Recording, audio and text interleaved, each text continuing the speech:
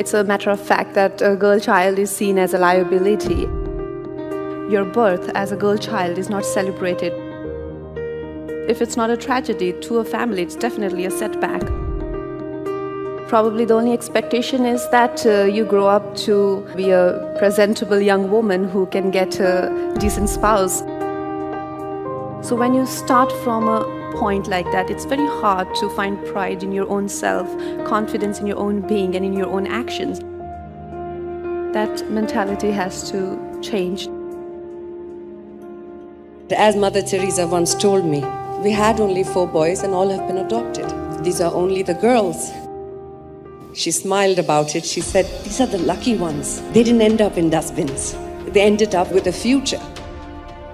I have been blessed to be born in a family who raised me just as a human being. They didn't differentiate between a girl and a boy. My mom had me when she was 16, and she worked 4 jobs and completely dedicated her life into making mine better. So to me, she is the definition of a strong woman. We were 4 girls and no boys. My father defied his own grandfather, almost to the point of disinheritance, because he decided to educate all 4 of us. He sent us to one of the best schools in the city. Thank you to my father for not clipping my wings and for letting me fly.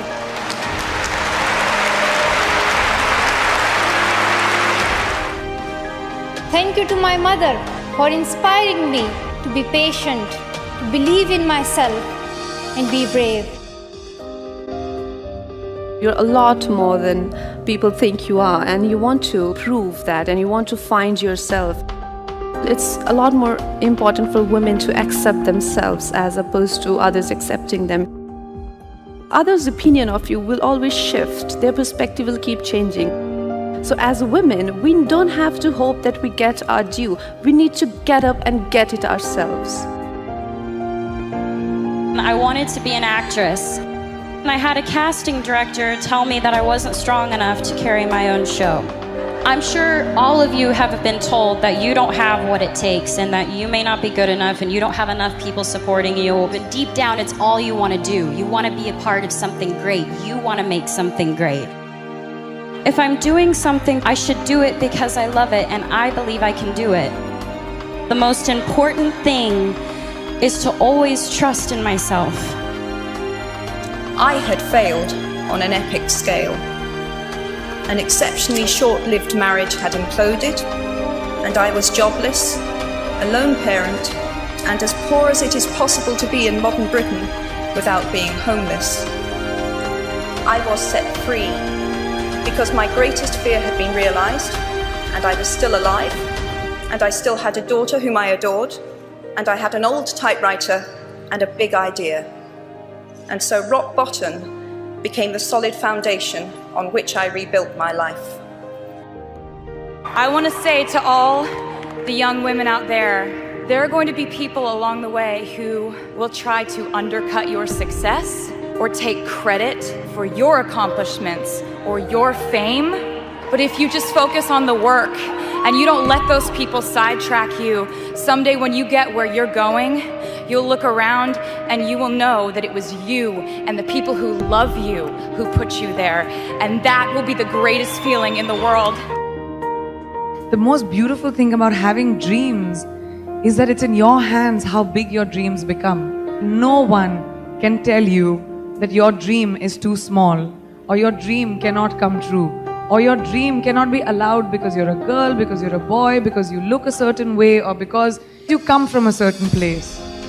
Don't be afraid to dream, guys, because they do come true. They really do. Whatever you do, throw yourself into it. Throw your head, heart and hands into it. I look at my job not as a job. I look at it as a calling, as a passion. And I don't care about the hours. I don't care about the hardship, because to me, everything is a joy. So whatever you do, please look upon it as a calling and a passion, not as a job, not as something temporary. Please help others rise. Greatness comes not from a position, but from helping build the future. All of us in positions of power have an obligation to pull others up.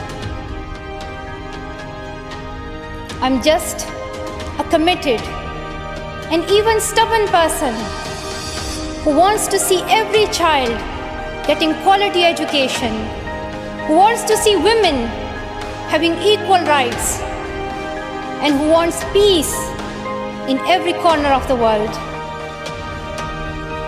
Age of the Aquarius is when women will rise. It is a time when we will come to the awareness of the female strength.